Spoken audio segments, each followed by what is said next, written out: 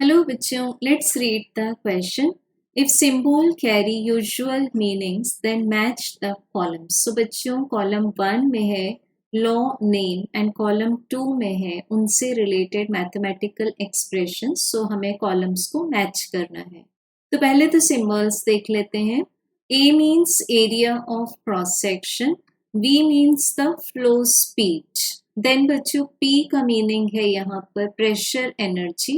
Half rho V square में rho है density of liquid, V is the speed, then G is acceleration due to gravity and H is the height of flowing fluid from the reference level.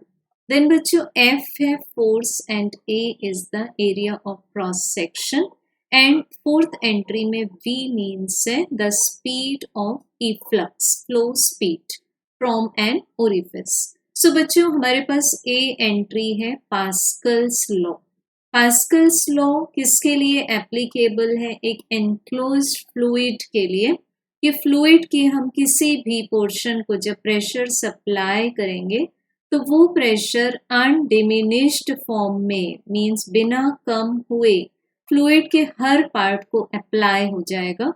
So for this it is taken that pressure is force divided by area. So A entry का answer मिलता है हमें 3. Then बच्चों B entry है equation of continuity जो कि हमें बताती है कि फ्लूइड के लिए जो वॉल्यूम फ्लक्स है वो कांस्टेंट रहेगा. It is obeying the conservation of mass. So volume flux means volume divided by time. So इसके एक्सप्रेशन से हमें मिलेगा area and velocity of flow का प्रोडक्ट कांस्टेंट. सो बी का आंसर मिल जाता है 1. अब देखते हैं बच्चों third Torricelli's law. So Torricelli's law के लिए हम लोग एक कंटेनर लेंगे और उस कंटेनर में हम फ्लूइड फिल कर देंगे और कंटेनर में फ्लूइड के फ्री सरफेस से h डेप्थ पर बना लेंगे एक ओरिफिस. अब यहाँ से जो फ्लूइड फ्लो आउट आएगा उसकी जो भी स्पीड होगी वो फॉलिंग फ्रीली बॉडी जैसी होगी, square root of twice GH. So according to Torricelli's law C का करेक्ट आंसर होगा, एक्सप्रेशन होगा 4. देन हमारे पास D which is the Bernoulli's law. Now Bernoulli's law is based on the conservation of mechanical energy.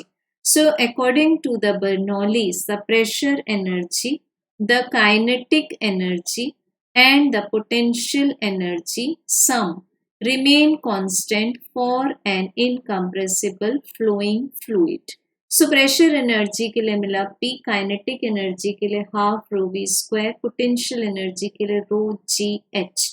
तो बच्चों हमें D का expression मिलता है सेकेंड एंट्री. अब आंसर्स को रिकॉल करते हैं.